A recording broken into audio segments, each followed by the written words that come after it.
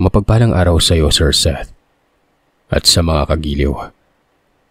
Ako si Maki, at ang kwentong ibabahagi ko ay karanasan ng aking lolo sa tuhod, na si Tukoy.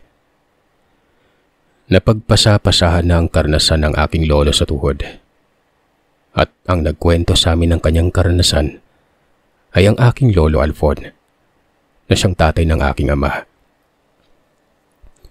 At para maging malinaw ay hayaan niyong ikwento ko ito sa katauhan ni Tukoy. Taong 1956, isang dekada matapos ang pangalawang digmaan, unti-unti nang bumabalik sa dati ang aming pamumuhay. Pero naroroon pa rin ang takot kapag bumababa kami ng kapatagan. Kung kaya't mas pinili naming manirahan sa lugar kung saan kami noon nagtago mag-anak. Sa bundok ng Kitanglad. Mula sa bayan ng Bukidnon ay nasa 2 oras lamang ang kailangang lakbayin para marating ang ibaba ng bundok na ito. Pero para marating ang aming lugar ay kailangang umakyat sa bundok ng kulang-kulang 8 oras. Dahil sa taas at layo nito sa kapatagan, ay walang tao na gustong umakyat sa aming lugar. At mas gusto namin ng ganito dahil nakakapamuhay kami ng maayos at matiwasay. Pagsasaka at pag-aalaga ng mga hayop ang aming kabuhayan. Halos hindi kami nakakababa ng bundok. Pero dala ng pangangailangan na hindi makita sa bundok ay kailangan naming bumaba 1 beses kada 2 linggo. At ang tangi lamang naming binibili, asin, asukal, gas at betsin. Pero bago namin mabili ang mga ito ay kailangan naming magbenta ng aming mga produkto. Sa baryo namin walang problema dahil may mga pangontra kaming itinanim. Mga tanim at orasyon na itinanim na mga babaylan sa aming lugar. Pangontra sa mga nilalang ng dilim. Partikular na sa mga itim na laman lupa. Engkanto na itim. Mga aswang. At ang mahirap lamang ay ang aming pagbaba ng bundok nun. Inaabot talaga kami ng gabi sa daan sa pag-akyat dito, pabalik. Isang araw, nalaman namin na buntis na ang aking asawa. At dahil sa naglilihi ito, marami itong hinihingi ng mga pagkain. Sadyang napakaingay at bugnutin pa naman ito kapag hindi niya nakain ang kung anumang naiibigan niyang kainin nun. At dahil ng araw na yon ang aking pababa ng bayan, nagbilin ito ng minatamis. Tukoy, huwag kang umuwi ng walang minatamis ha. May pagbabanta pang bilin niya. Umiling na lamang ako ng ulo kapag ganito ng timbre ng aking commander. Dahil alam kong hindi matatahimik ang buhay ko kapag umuwi akong walang dala ng kanyang pinagbibilin. Kapag ganyan na ang nangyayari ay nakikita ko na lamang ang aming kasityo na nakatingin sa akin na may mapanuksong mga ngisi. At ang unang nanunukso ay ang kaibigan ko na si Abok. Kala ko ba ko'y tigasin ka? Tanong pa nito habang tumatawa. Huwag ka namang asar pa, Abok. Malaman mo din kung paano maging sunod-sunuran kapag nabuntis na si Diling. Sagot ko naman noon. Kumamot na lamang ito sa kanyang ulo. Niyaya ko na lamang ito na bilisan na namin ang paglalakad para mabilis kaming makarating sa bayan. Habang naglalakad ay nanalangin ako na sana marami kaming maibenta. Nang mabili ko ang lahat ng pangangailangan namin sa bahay. Lalo na ang bilin ni Rosa na minatamis noon. Nang makarating kami sa palengke, kagad na kaming naglatag ng aming paninda. Kamote, saging, kamoting kahoy, at laman ng gabi. Sa awa ng may kapal ay marami namang kaagad na bumili ng aming paninda noon. Bago sumapit ang 11:00 ng umaga, naubos na ito. Kaagad na kaming namili ng aming mga kailangan. Pati na ang minatamis ni Rosa. Muli ay nagmamadali ng maglakad pa uwi. Wala naman kasing transportasyon noong mga panahon na ito. Kung kaya't puro paglalakad lamang ang aming ginawa. At sa ganitong pagkakataon ay aabutin kami ng 10:00 ng gabi bago makarating sa aming lugar. Maayos kaming naglalakad ni Abok. Pauwi, bit-bit ang aming pinamili nun. Pero nang makarating kami sa huling barangay na aming madadaanan paakyat sa aming lugar, biglang bumigat ang ihip ng hangin. Tila ba naging malagkit ito sa pakiramdam.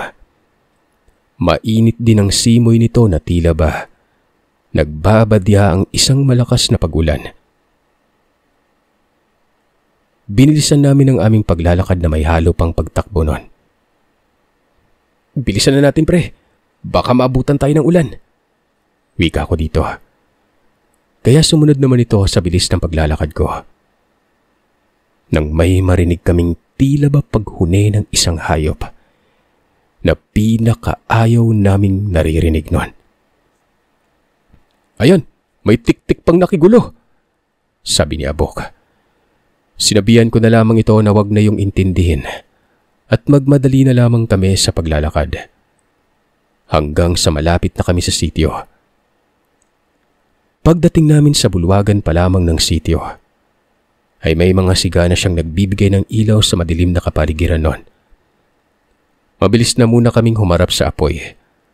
At nang mawala na sa pakiramdam namin ang mabigat at malagkit na pakiramdam na yon, ay saka pa lamang kami pumasok sa kanya-kanya naming pamamahay. Sakto namang naghihintay na si Rosa sa akin pag-uwi. Nakapagluto na rin naman ito ng aming hapunan. Naglaga ito ng talbos ng kamote at inihaw na daing na tilapia na siyang nahuli pa namin ni Abok at Kaloy. Kagad kong binigay kay Rosa ang minatamis na binili niya sa akin. Nagulat naman ako nang inulam niya ito sa kanin. Napailing na lamang ako sa weirdong ginagawa ng asawa ko pero wala na ako magagawa kasi yun ang ninanais niyang kainin eh. Magkasabay na kaming kumain ng hapunan at naikwento ko sa kanya kung ano ang napagdaanan namin ni Abok sa daan. "Kaya ikaw, Rosa, kapag mag-isa ka dito sa bahay wag na wag ka basta-bastang magpapapasok ng mga tao na hindi mo pa ganun kakilala. Malay mo yung iba dyan nagpapanggap lang." Sumang-ayon naman ito sa sinabi ko sa kanya at nagpatuloy na ito sa pagkain ng hapunan. Maayos naman na dumaan ang gabing yon. Hanggang sa buong araw naming kinabukasan.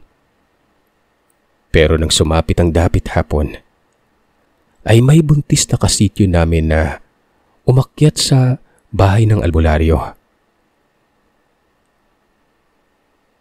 Ayon dito, sumasakit ang kanyang tiyan at tila ba hinahalukay yon. Mas malaki na kasi ang tiyan nito kaysa sa asawa ko. Kung hindi ako nagkakamali ay nasa 6 na buwan na itong buntis. Kung kaya't agresibo na mga nilalang na nagkakagusto dito. Kung kaya't pinapasok na ito ng albularyo sa kanyang bahay at doon na ito pinanatili ng buong gabi. Kinabukasan ay nakausap namin ang albularyo. "Tang, ano bang nangyari sa buntis?" Tanong ko dito. "Minarkaan ng aswang, iho. Paano pumunta pala sa bayan nung nakaraang araw at ginabi ng uwi. Kaya ikaw ingatan mo yung asawa mo. Hanggat maaari ay huwag mo itong paalasin ng bahay at maabutan ng takip silim o hindi kaya magabihan sa labas." Paalala nito sa akin. Tumango naman ako sapagkat totoo naman ang sinabi nito. Ilang sandali pa ay umuwi na muna ako sa bahay para kumuha ng gamit ko sa pagsasaka. Hindi naman kalayuan sa amin ang sakahan na tinataniman ko ng iba't ibang gulay. Kung kaya't tanaw ko pa rin ang aming munting kubo nun.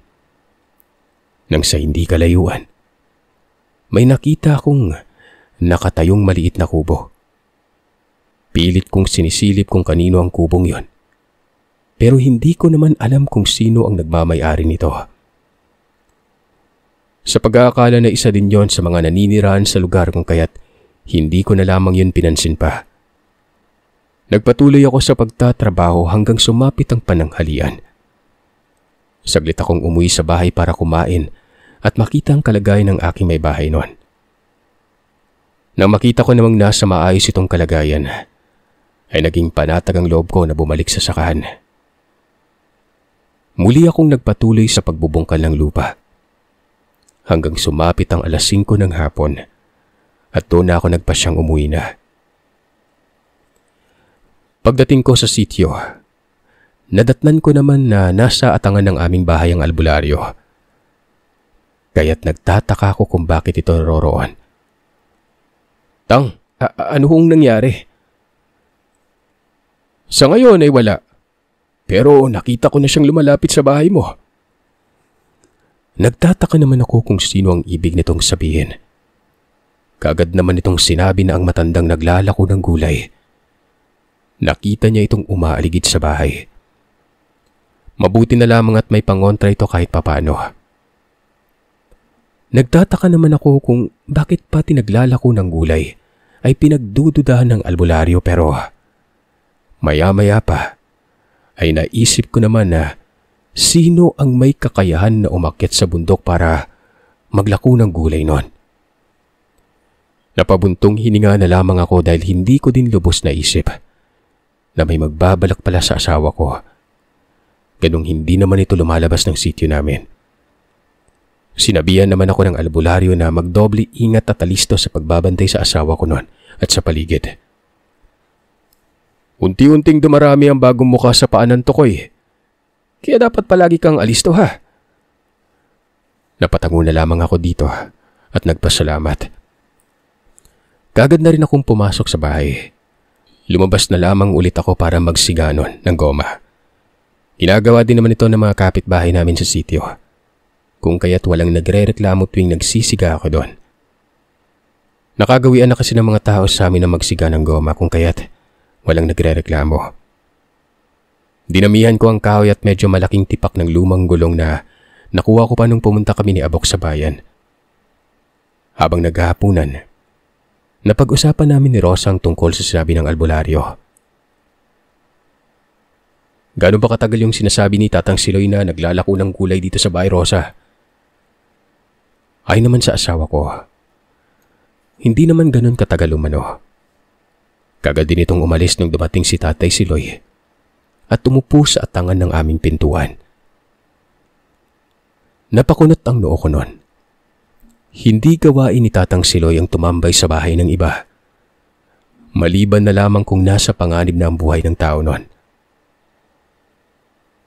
Koy, pwede ba nating papuntahin na muna dito si nanay at tatay? Nga din sanang sasabihin ko sa'yo, Rosa. Hindi ka pwedeng mag-isa lang dito sa bahay kapag wala ako. Hindi din naman ako pwedeng manatili dito kasi wala tayong kakainin kapag ganon. Nung gabing yun ay napagkasunduan namin na susunduin ko ang aking binan. Nasa kabilang baryo kasi nakatira mga ito. Sinabihan ko si Rosa na pagkatapos ng pananghalian na lamang ako pupunta sa kabilang baryo noon. May itatanim pa kasi ako sa umaga. Tatapusin ko na lamang yon bago umalis. Pumayag naman si Rosa. Nagsabi pa ito na doon na muna siya tatambay sa bahay ni Tatang Siloy. Pumayag naman ako sa sinabi nito. Mas panatag kasi ako kapag kasama niyang albularyo kapag nasa malayo ako noon. Habang nakahiga at matutulog na sana, nagreklamo si Rosa na medyo sumasakit ang tiyan niya. Dali-dali kong kinuha ang langis na binigay ni Tatang Siloy noon. Doon ito nakalagay sa altar kung saan namin nilalagay ang mga santo. Pag-aplas ko ng langis sa tiyan nito, kaagad naming narinig ang huni ng wakwak. Sa una ay mahina ito, pero halatang galit ang tunog niya. At kapag mahina ang huni, naisip ko na nasa malapit lamang yon. Mabuti na lamang at binigyan kami ng albularyo ng langis na pangontra sa mga nilalang. Sinabihan ko naman si Rosa na wag niyang kaligtaan na lagyan ng kanyang tiyan ng langis nun. Yun ang nagsisilbing proteksyon niya laban sa mga nilalang ng dilim. Kagad namang napawi ang sakit ng tiyan ni Rosa. Kaya nakahinga na ito ng maluwag at nakatulog ng mahimbing. Ako naman ay hinintay ko pang lumipas na ang alam kong oras ng paglabas at pangpibiktima ng mga nilalang na ito bago ako natulog. Ginising na lamang ako ni Rosa kinabukasan. Uminom na muna ako ng kape na gawa ng pinatutong na mais at kumain ng nilagang saging na saba. Pagkakuha ko sa gamit ko sa pagtatanim, sinabihan ko na si Rosa na didiretso na ako sa bahay ng magulang niya. Kung kaya't hanggat maaari, ay pumunta na lamang siya muna sa bahay ni Tatang Siloy. Umuo naman ito na pupunta siya doon kung kaya't nagpatuloy na ako sa paglakad. Ganun pa man ay dumaan pa rin ako sa bahay ni Tatang Siloy. Gusto ko kasi siyang kausapin at ihabilin si Rosa sa kanya. Pero pagdating ko sa bahay nito ay nakita kong marami itong ginagamot. May isang batang babae na pinasok sa loob ng bahay ng albularyo. Balot na balot ito at nakatalukbong pa ito ng kumot, kung kaya't hindi ko makita yung mukha niya. At dahil sa nakita kong sitwasyon ng albularyo ay mas pinili kong umuwi na muna sa bahay. Sinabi ko kay Rosa na masyadong abala ang albularyo ngayong araw. Naganap na lamang kami ng mga kasama ni Rosa sa bahay noon. Mabuti na lamang at sa kapitbahay namin ay naroon ang mga anak nito. Isang 12 anyos at isang 15 anyos kung kaya't niyaya ko mga ito para samahan muna si Rosa. Bibigyan ko na lamang sila ng sahod mamaya pag-uwi ko. Sumama agad ang mga ito sa akin. Pagdatid ko sa kanila sa bahay, kaagad na rin akong nagpaalam na aalis na muna. Tumango naman sa akin si Rosa at muli ay binilinan ko ito na wag na munang lumabas pa ng bahay noon. Pagkatapos kong maayos ang sitwasyon ng aking asawa, kaagad na akong umalis para pumunta sa sakahan. Tinapos ko ang lahat ng naiwan kong itatanim. Inabot naman ako ng tanghali noon. Pagkatapos magtanim ay dumiretso na ako sa lugar na tinitira ng binan ko. Binilisan ko na maglakad dahil kailangan ko makabalik bago pa man magtakip silim. Sa aking paglalakad papunta sa lugar, nadaanan ko ang kubo na nakita kong ginagawa pa lamang. Pero walang katao-tao sa lugar. Hindi rin nililinis ang kapaligiran nito na kung titingnan ay inililihim ito sa mga tao. Hindi na ako nagtagal pa sa lugar na yon. Dali-dali na akong umalis. Sa pagdating ko sa lugar ng biyanan ko ay naabutan kong nagpapatalas ito ng dulo ng kahoy na gagamitin nila sa pagtatanim ng palay sa bundok. Nagulat pa ito nang makita ko. "Magandang araw anak. Mabuti at nakapasyal ka. Nasaan si Rosa?" Kaya nga ako nandito tay. Yayayain ko sana kayo ni nanay na sa bahay na muna manatili. Buntis po si Rosa at medyo hindi maganda yung nangyayari doon. Pagtatapat ko dito at kaagad na itong napatayo. "Minyang! Minyang! Lumabas ka muna!"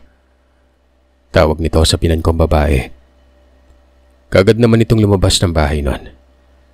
Nasorpresa pa ito nang makita ko.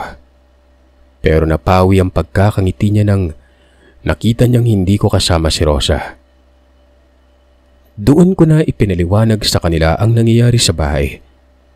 Kaagad namang sinabi ni Tatay Inggoy na itong biyanan kong babae na lamang muna ang sasama. Tatapusin niya lang ang pagpupunla. "Sandali na lang din naman yon. Bukas ay matatapos ko na. Susunod din ako kaagad sa inyo." "Teka lang sandali. Ikaw ba'y kumain na?" Tanong ni nanay sa akin noon. Sabi ko hindi pa. Dahil sa kanila na ako dumiretso pagkatapos ko magtanim ng pula sa bukirin. Pinapasok ako ni nanay sa bahay. Kumain na muna ako bago kami maglakad pabalik sa bahay namin ni Rosa. Medyo mahaba-habang lakarin din kasi yon. Nasa 2 oras din. Pagkatapos kong kumain ay nakahanda na rin si nanay ng kanyang mga gamit. Pati ang ilang piraso ng damit ni Tatay Inggoy ay dinala na rin ito para wala na itong aasikosuhin pagkatapos ng magpunla. Didiretso na lamang ito sa amin. Bago kami umalis ay iniabot nito sa akin ang buntot ng pagi. "Hindi yan basta-bastang buntot ng pagi Galing yan sa matalik kong kaibigan. Ermitanyo. Pakaingatan mo yan, Tukoy." Bili niya sa akin. Nagpasalamat ako at nagpaalam na kami ni nanay dito. Naglakad kami pauwi sa bahay. Ako na ang nagbitbit ng daladala nitong bayong na naglalaman ng kanilang damit at iba niyang gamit na ayon pa dito para kay Rosa. Nagpaalam na kami kay Tatay Ingoy na aalis na kami at pumayag naman ito. Naging maayos naman ang aming paglalakbay pauwi sa bahay hanggang sa nakarating na kami sa lugar kung saan malapit ang kubo na nakita kong ginagawa noong nakaraang araw. Nakita ko ang biglaang pagkunot ng noo ni Nanay Minyang. Napahinto ito sa paglalakad. Talagang binabantayan nila si Rosa. Ilang buntis bang nandito sa lugar ninyo? Tanong nito. Sumagot naman ako na maliban kay Rosa ay may 3 buntis pa ang nauna sa kanya. Nasa 4 hanggang 6 na buwan na mga ito. Samantalang yung kay Rosa ay nasa 2 buwan pa lamang. Dahil doon ay napamura si Nanay Minyang. Sinabi nito na kung gano'n ay hindi isang pamilya lamang ang aswang na lumalapit sa lugar. Maaaring maliban sa nakikita naming kubo ngayon, meron din sa iba pang parte ng lugar. Kaya't sinabi nito na tama lang na pinuntahan ko sila ni Tatay Ingoy noon. Dahil kung nagkataon ay baka hindi kayanin ng aming babaylan sa lugar. Nakakalungkot ng ating tagapaligtas noong panahon ng digmaan. Siya namang nananalasa sa atin ngayon.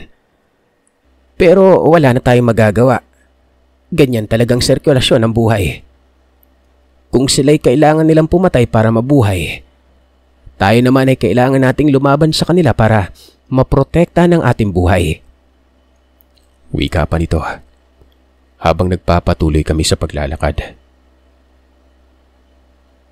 Dahil dapit hapon na yon, may nakita akong isang batang lalaking lumabas ng kubo. Tumingin ito sa amin na animoy nasa malapit lang kami. Kung tutuusin ay mahigit 200 metro ang layo namin sa kanya. Pero nakita kong biglang huminto ang binan kong babae.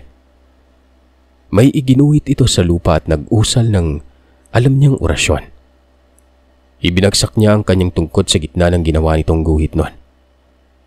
Kasabay nun ay ang pagkarinig ko ng pagsigaw ng nasa loob ng kubo na pinapapasok nito ang bata sa bahay.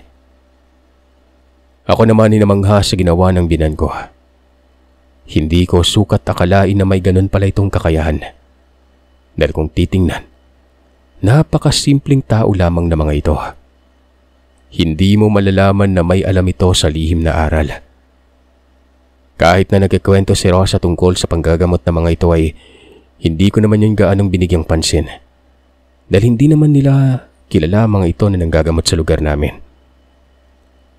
Gusto ko sana itong tanungin tungkol sa nakita ko pero huwag nating pag-usapan ng tungkol sa bagay na yun dito, Tokoy. Maraming tenga sa paligid. Umuwi na muna tayo sa inyo. Wika nito. Muli na naman akong napanganga. Dahil hindi ko lubos sa kalain na alam nito ang nilalaman ng isipan ko. Tumango na lamang ako habang sumusunod dito sa paglalakad. Mahigit kalahating oras pang dumaan ay narating na namin ang aming tahanan. Nakita ko namang umuusok ang aming abuhan. Patunay na nagluluto na si Rosa.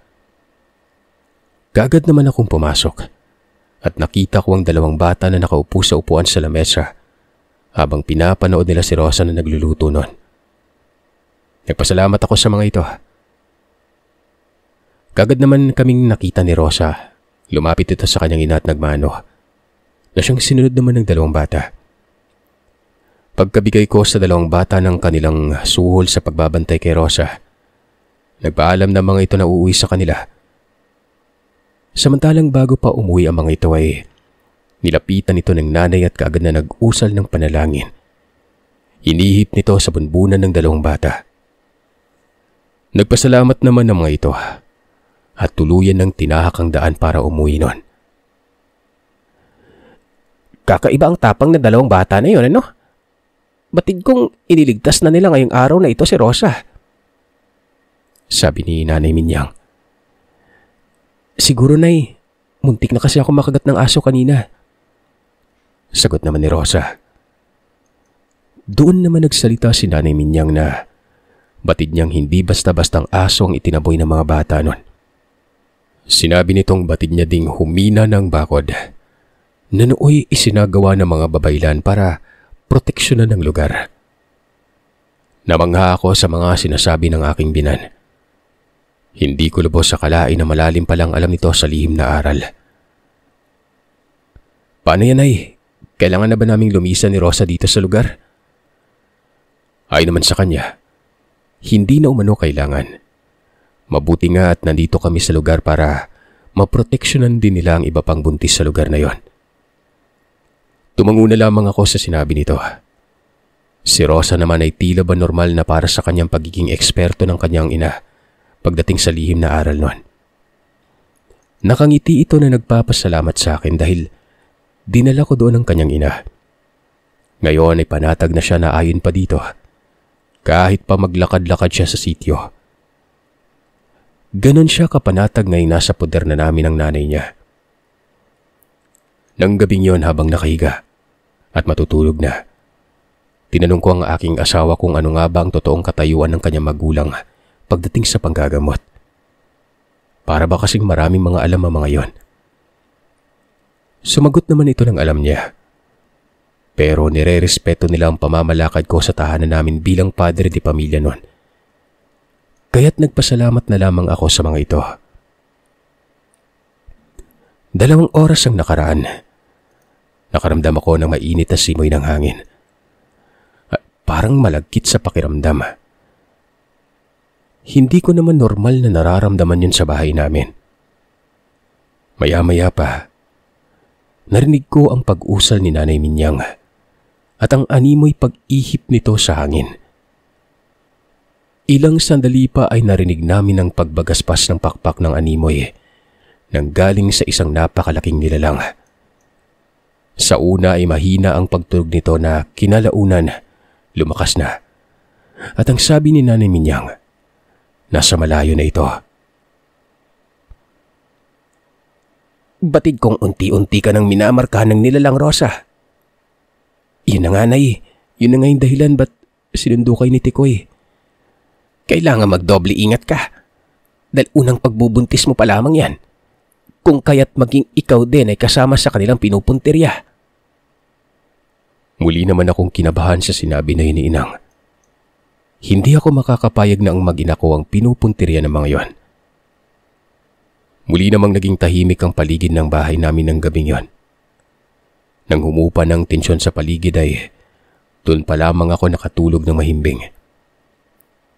Kinabukasan, nagpaalam na ako kay Nanay at kay Rosa na muli akong pupunta sa aming bukirin. Pagdating ko sa bukid, nakita ko ang 2 bata na pinakausapan ko kahapon na nangaani ng mga tira-tirang kamote. Hinayaan ko na lamang ang mga ito. Maya-maya ay lumapit ang mga ito sa akin. Nagpaalam na umani sila ng kamote dahil wala na silang maulam. Kung kaya't binigyan ko na lamang din ang mga ito ng gulay para may maiuwi sila nun. Doon na lang ang pasasalamat ng mga batang ito at kaagad nating umuwi ang mga yon. Nang walang ano-ano, may nakita akong isang matanda na hindi pamilyar ang itsura. Para bang bagong salta lamang ito sa lugar.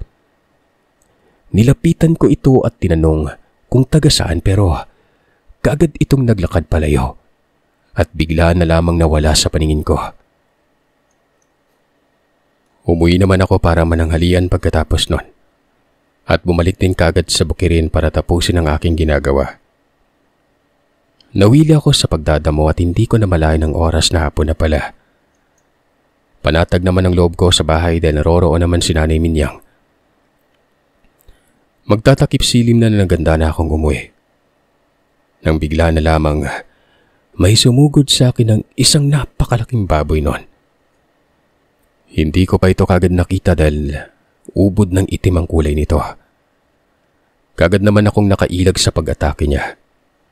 Kung kaya't daplis lamang ang naisugat nito sa aking tagiliran. Pero dahil sa napakalakas nito ay natumba ako sa lupa noon. Muli sana ako nitong susugurin ng biglang may humagupit dito na naging sanhi ng pagbuwal niya sa lupa.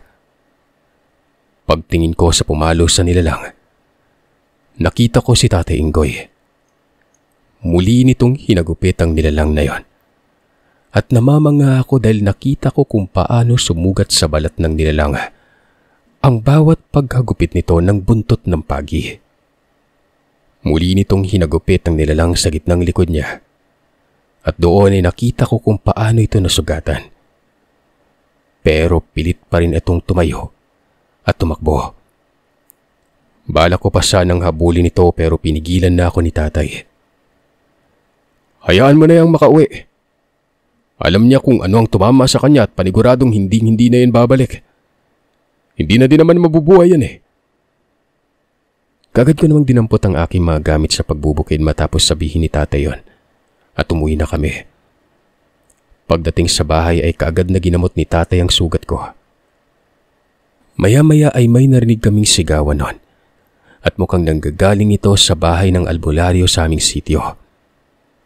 Gusto ko sanang tingnan pero hindi na pumayag pa ang aking mga binan at si Rosa na lumabas pa ako noon.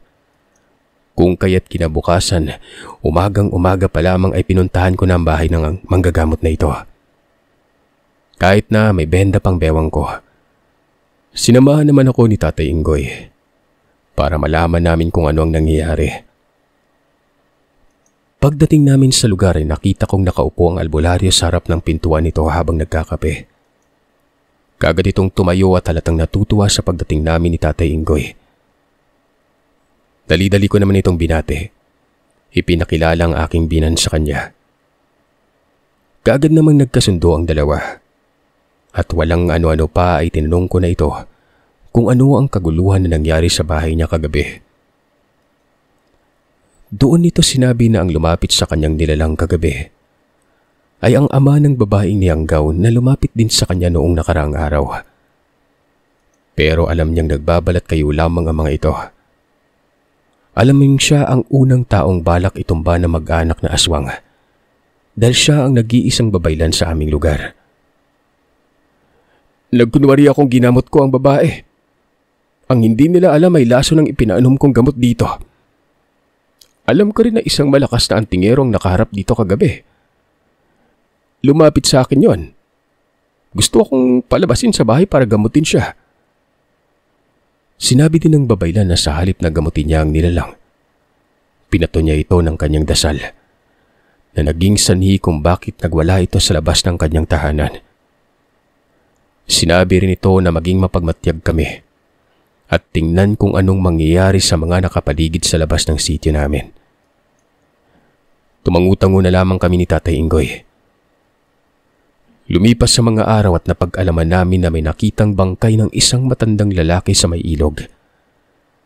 Ang ilog na ito ay malapit sa kubo kung saan nakita namin ni nanay ang bata noong mga nakarang araw.